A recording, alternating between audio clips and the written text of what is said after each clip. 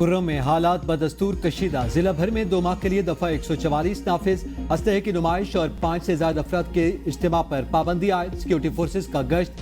Parachinar road पर धरना जारी। टल पाराचनार शारा बदस्तूर बंद। इमदादी सामान का काफिला रोक दिया गया। अपर खुर्रम की 4 लाख आबादी इलाके में महसूर। अशिया खुरनोश की तरसील मुअत्तल। खुर्रम वाक़े के खिलाफ मंदूरी में भी एहतजाजी धरना। खुर्रम फायरिंग पर कोहाट में इजलास। चीफ सेक्रेटरी IG पुलिस और अस्करी हुकाम की शिरकत। इजलास में फैसला किया गया खुर्रम वाक़े में मुलव्विस मुल्जिमान को किसी सूरत नहीं छोड़ा जाएगा। मुल्जिमान के खिलाफ सख्त कार्रवाई होगी। अमन खराब करने वालों के खिलाफ क्रैकडाउन किया जाएगा। जख्मी DC खुर्रम जावेदुल्ला महसूद की जगह deputy commissioner Ishfaq Khan DC Khurram तैनात। नोटिफिकेशन जारी।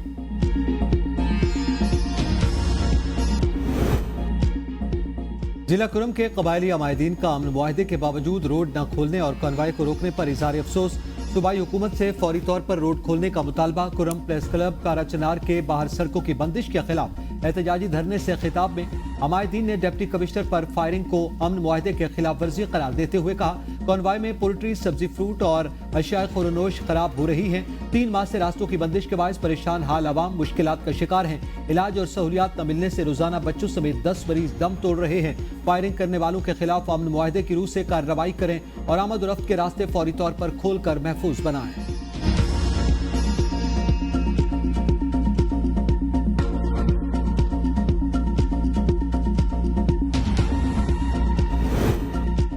'खुर्रम में हर हाल में अमन को यकीनी बनाएंगे। आम दुश्मनों से हानि हाथों से निपटा जाएगा। डिप्टी कमिश्नर पर हमला अमन को सबोताज करने की नाकाम मज़मूम साजिश थी।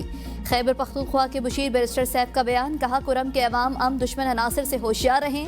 सिक्योरिटी खदशात के पेश नज़र इमदादी काफिले को वक्ती तौर पर रोक दिया। क्लियरेंस मिलने के बाद अनकरीब काफिले को रवाना किया जाएगा। मुशीर सेहत एहतशाम अली का कहना है खुर्रम में अद्वियात की तरसील और दस्तयाबी जारी है। अब तक 10 करोड़ मालियत से जायद की इमरजेंसी अद्वियात भेजी जा चुकी। विफाक की जानिब से अब तक अद्वियात को कोई खेप मौसूल नहीं हुई।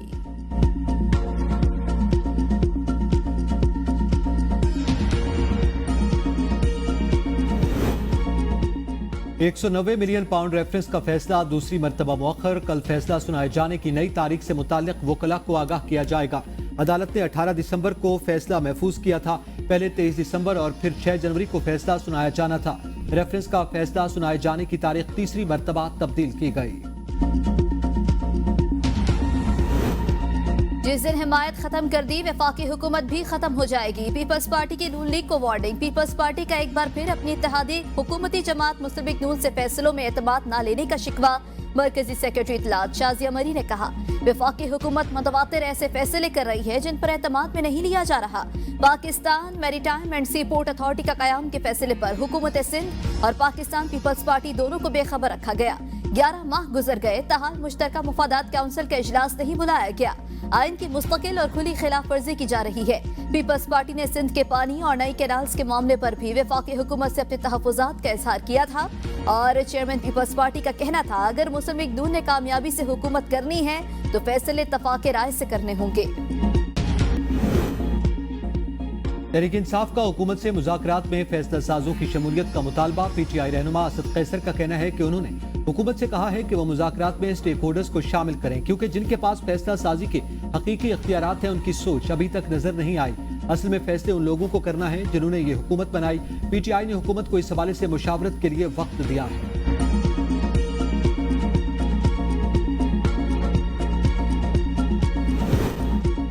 हुकूमत संजीदगी और खुलूस नीयत के साथ मुज़ाकरात कर रही है। वज़ीर मनसूबाबंदी हसन इकबाल कहते हैं मुज़ाकरात की कामयाबी का दारोमदार PTI के मुतालिबात पर है।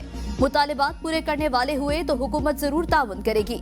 बानी PTI को सियासी बुनियादों पर कैद नहीं किया गया। बानी PTI दूसरों से रसीदें मांगते थे, उनकी अपनी रसीदें बोगस निकली। बानी PTI अदालत को तसल्ली बख्श जवाब देंगे तो रिहा हो जाएंगे।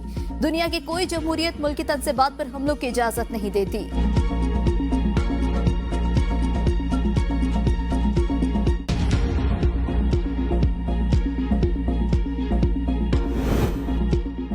पीपल्स पार्टी ने कभी हॉर्स ट्रेडिंग का सहारा नहीं लिया। गवर्नर पंजाब सलीम हैदर कहते हैं पीपल्स पार्टी और नून लीग की अलग अलग सोच और मंशूर है। हालिया इलेक्शन में 3 जमातों को मैंडेट मिला। PTI को हुकूमत बनाने की दावत दी। पीपल्स पार्टी और नून लीग का इत्तेहाद मोहब्बत नहीं मजबूरी है।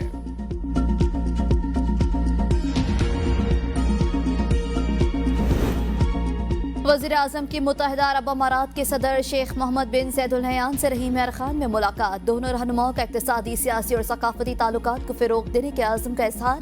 वज़ीर-ए-आज़म का काबिल तजदीद तवन्नाई, टेक्नोलॉजी, बुनियादी ढांचे की तामीर और तजदीद और नौजवानों की पेशा वराना तरबियत जैसे शोबों में ताउन को मज़ीद बढ़ाने के आज़म का इज़हार। शेख मोहम्मद बिन ज़ैद अल नहयान ने पाकिस्तान के साथ कानकनी, मादनियात और ज़राअत के शोबों में ताउन के लिए गहरी दिलचस्पी का इज़हार किया।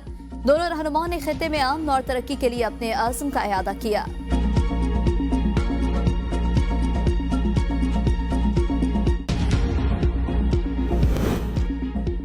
महंगाई में कमी के हुकूमती दावे सच साबित न हुए। मुर्गी के गोश्त अवाम की पहुंच से दूर।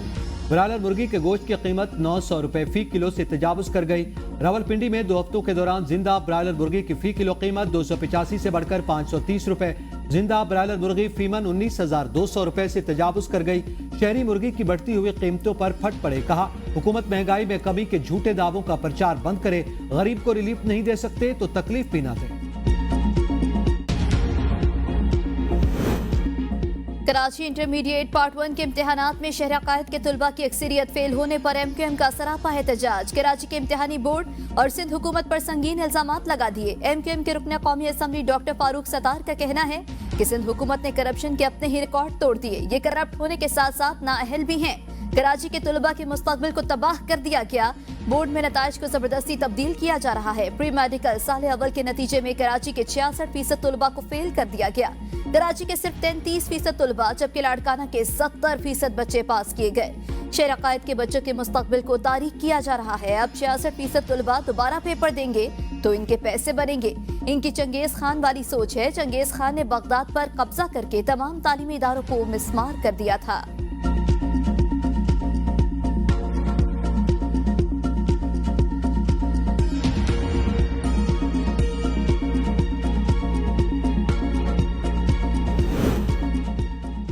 हुकूमत सिंध की तर्जमान सादिया जावेद ने कहा कि फारूक सत्तार ने आज भी नौजवान नस्ल को अपनी तासुबाना सियासत की ऐनक पहनाने की नाकाम कोशिश की। सादिया जावेद ने कहा कि नौजवानों से किताबें छीनकर क्लाशनकोफ थमाने वालों के मुंह से तालीम पर भाषण कयामत की निशानी है। उन्होंने फारूक सत्तार को मुखातिब करते हुए कहा कि डॉक्टर साहब, आज के नौजवान बाशऊर हैं, आपके झांसे में नहीं आएंगे। MQM और जमात इस्लामी अपनी दुकान चमकाने के लिए मसरूफ रहते हैं।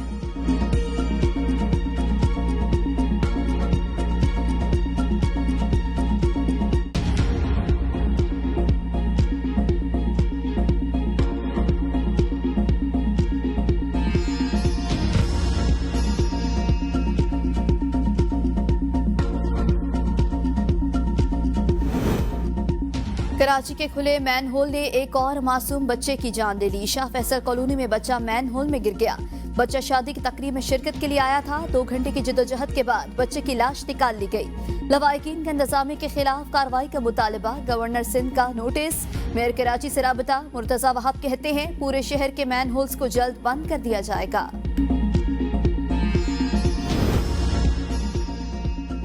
मां अस्पताल दवाई लेने गई, घर में दुनिया उजड़ गई। गुजरात बकरा मंडी के करीब घर से 5 बच्चों की लाशें बरामद। वालिदा ने बयान दिया कि अस्पताल गई थी, वापस आई तो बच्चे बेहोश थे। बच्चों ने कमरे में कोयले जला रखे थे। पुलिस का कहना है कि जाँ बाक होने वाले बच्चों की मौत की तहकीकात कर रहे हैं।